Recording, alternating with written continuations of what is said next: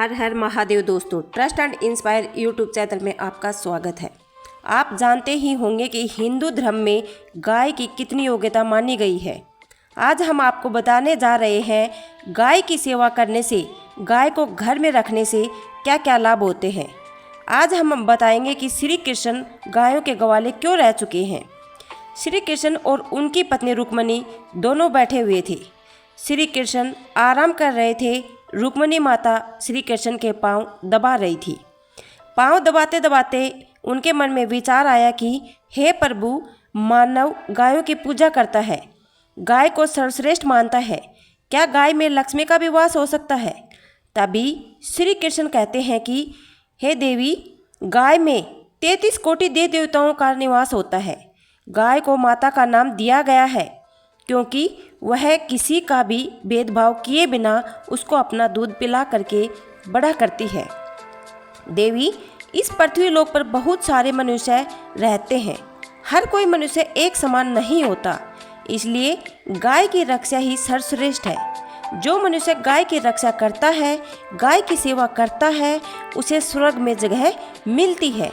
उसके कर्मों से और उसके कार्यों से उसको सजा मिलती है, यह स्वर्ग मिलता है। देवी, आज मैं आपको यह बताने जाऊंगा, आपको एक ऐसी कहानी बताऊंगा जहां न कोई धन होगा न कोई वैभव। एक गरीब बालक की कहानी। भरतपुर गांव में एक बालक अनाथ की तरह रह रहा था। न ही उसका कोई परिवार था और न ही उसका कोई दोस्त। वह बहुत ही अकेला रहता है। लेकिन जैसे जैसे बड़ा हुआ वैसे नियति की कृपा और कर्मों से बड़ा सक्षम हो गया। देवी, वह लड़का जैसे जैसे सक्षम होता गया, उसके मानो नसीब जैसे पांव पर बैठ गया। चढ़ती प्रगति देखकर कोई भी दंग रह जाता है। देवी, उस लड़के ने बहुत साल पहले छोटी सी एक गाय को अपने घर लेकर के गया था। वहाँ उस गाय को बहुत सारे लोग परेशान करते हैं। गाय जैसे जैसे बड़ी हुई, इसी तरह उसकी मुसीबत भी बढ़ती गई। लड़के ने गाय को बड़ी प्रेम से पाला था। वह गाय को रत्ती भर भी नुकसान नहीं पहुंचा रहा था। उसकी बढ़ती सेवा लगन देखकर एक ऋषि मुनि आते हैं और उस लड़के को देखकर के कहते हैं, हे पुत्र, यह जो तुम कर रहे हो केवल सेवा का ही नहीं, धर्म का भी कार्य है। आज तुम बहुत ही छोटे हो, तुम्हें हमारी बात ही नहीं सुनाई देगी और ना ही समझ में आएगी। इसलिए आज मैं तुम्हें कहता हूँ, गाय की सेवा करो। पुत्र, अभी तुम्हारी आयु बहुत ही छोटी है, ना ही तुम कुछ समझ पाओगे और ना ही इसकी सेवा कर पाओगे। पहले मैं आपको बताता हूँ गाय की सेवा किस तरह से की जाती है। तभी साधु गाय को बड़े ही प्यार से घास खिलाते हैं। बालक को कहा कि हे बालक, जैसे जैसे तुम इसकी सेवा करते रहोगे, जब तक तुम्हारे मन में मनुष्य एवं पशुओं के लिए एक समान प्यार है, इस तरह तुम अपने जीवन में बहुत ही सफल होंगे। तुम्हारे जीवन में सफलता तुम्हारे कदम चूमेगी। तुम्हें जो जो भाग्य में मिला या नहीं मिला, वह बाकी तुम्हें सबसे ज़्यादा तेज मिलेगा। तुम्हें अपने जीवन में बहुत सारे करने पड़ेंगे। गाय की सेवा करो। सेवा में सुबह गाय का पूजन करना और दोपहर में गाय के माथे पर तिलक करना, सुबह शाम गाय को नहलाना। गाय की सेवा करना, गाय को संपूर्ण तरीके से अपने हृदय में बसा लो, यही विधि का विधान है। इतना कहते ही वह साधु ज्ञान लेने गए और कहने लगे हैं कि जब तक तुम इस गाय की सेवा करोगे और जब तक यह गाय खुश रहेगी, तब तक समृद्धि तुम्हारे पैरों की ओर दौड़ेगी। हे बालक, तुम इस गाय की सेवा करना, तुम्हें भविष्य में बहुत ही बड़ा लाभ होगा। इतना कहते ही साधु विलीन हो जाते हैं समाधि में और वह बालक जिस जान से उस गाय की सेवा करते करते उसने देखा कि गाय बड़ी हो गई है। जैसे जैसे बालक ने गाय की संपूर्ण सेवा की, वैसे वैसे मानो उसमें लक्ष्मी का वास होता गया। जैसे जैसे उसने गाय की सेवा की, पूजा की, उस गाय को बड़ा किया, वैसे वैसे जानो प्रगति के पथ पर उसके पांव चल पड़े। उस बच्चे ने ही कुछ देखा और ना ही कुछ समझा। उसने उस व्यक्ति को ही अपना मन बना लिया। बहुत सब समय बीतने के बाद वह बच्चा समय के साथ ही बड़ा होने लगा और अपने कार्य को ही सर्वप्रथम नाम देने लगा। गाय की वह रोज़ सेवा करता।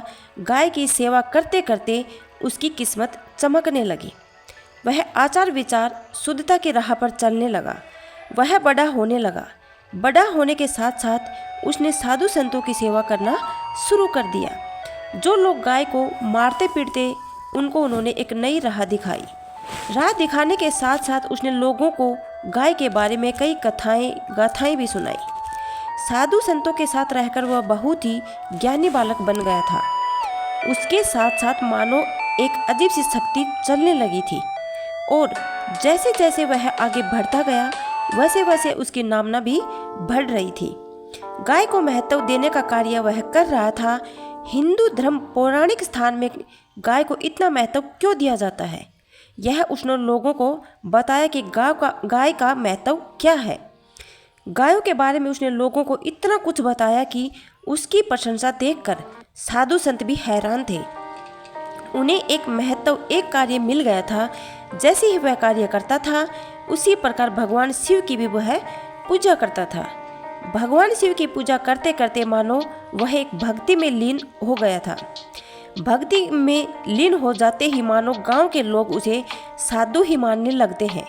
लेकिन वह बड़े ही सरल स्वभाव का था। उसका मस्तिष्क मानो एक चरण सीमा पर था। उसको बहुत ही महत्वपूर्ण कार्य करने के लिए जैसे धरती पर भेजा गया हो। ऐसा लग रहा था उसने गायों की सेवा करते करते लोगों को कई राह दिखाई। कई लोगों को उसने ऐसा बना दिया जिससे वह गाय की सेवा करने में लग गए।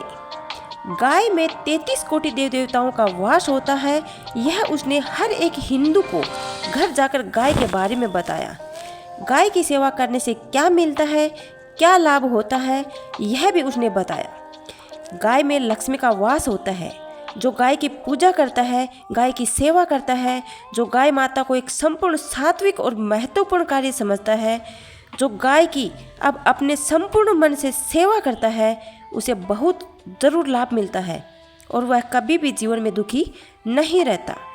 उसके जीवन में दुख आ ही नहीं सकता, क्योंकि जिस गाय माता के शरीर में 33 कोटि देव देवताओं का वास हो, उस शरीर में ना तो कोई आ सकता है और ना ही कोई भला। गाय माता की सेवा करने से बहुत सारे लाभ मिलते हैं। गाय माता की सेवा भाग्यशाली को ही मिलती है। गाय माता की सेवा करने के लिए बहुत से लोग अपने कार्यों को करके भी उसकी सेवा करते हैं। वह बालक गाय की सेवा करते करते बहुत ही महान व्यक्ति बन गया था। गांव के चारों ओर उसकी चर्चा होने लगी। लोग उसके कार्य में भागीदार बनने लगे। मानो चारों ओर उसकी एक सी मिल हो गई। गायों के रक्षक बन गए। गायों के रक्षक के नाम से उसको ही जाना जाने लगा, क्योंकि उसके बोलने का स्वभाव इतना, कोई भी व्यक्ति उसको कार्य देता था वह कार्य भी वह कर देता था। गाय माता की सेवा करते करते उसके जीवन में इतना पुण्य आ गया, मानो वह बहुत ही पुण्यशाली हो गया था। लोग उसे बहुत ही उदार भाव से देखने लगे थे। उसके अपने जीवन में माता पिता का साया खो दिया था। वह अनाथ था, लेकिन उस साधु की बातें सुनकर मानो उसके जीवन में एक नया उजाला आ गया। वह अपनी इस बात पर सक्षम रहा और इस बात पर वह आज पूरे गांव में चर्चित है।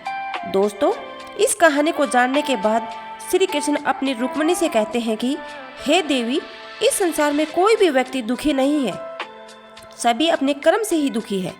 ऐसा नहीं है कि कर्म पहले भाग्य में लिखा हुआ आता है, बल्कि भाग्य को बदलने के लिए जो कार्य किया जाता है, भाग्य की कठिनाइयों को बदलने के लिए जो कार्य किया जाता है, भाग्य के बहुत सारे रास्तों को अलग करने के लिए जो कार्य किया जाता है, उसी को कर्म कहते हैं। और लोगों में गाय माता की सेवा करने से बहुत सारे पुण्य और लाभ मिलते हैं। इसकी सेवा करने से तन में मानो ऊर्जा आ जाती है। गाय माता की सेवा करने से कभी भी घर में धन की कमी नहीं होती। अपने व्यापार और अपने कार्य में बढ़ोतरी होती है। इसलिए गाय की सेवा ही सर्वप्रथम होती है। गाय माता की सेवा बहुत ही अमूल्य होती है। जो व्यक्ति इसकी सेवा करता है उसके प्रति दया भाव दिखाता है। उसके जीवन में संपूर्ण कष्ट पूरी तरीके से कट जाते हैं और उसके जीवन में और कोई कष्ट नहीं रहता। इसलिए कहा गया है कि गाय की सेवा ही सर्वप्रथम है। उसको मनुष्य से भी ऊंचा दर्जा दिया गया है, भगवान से भी ऊंचा माना गया है। दोस्तों, गाय की सेवा करना ही धर्म है।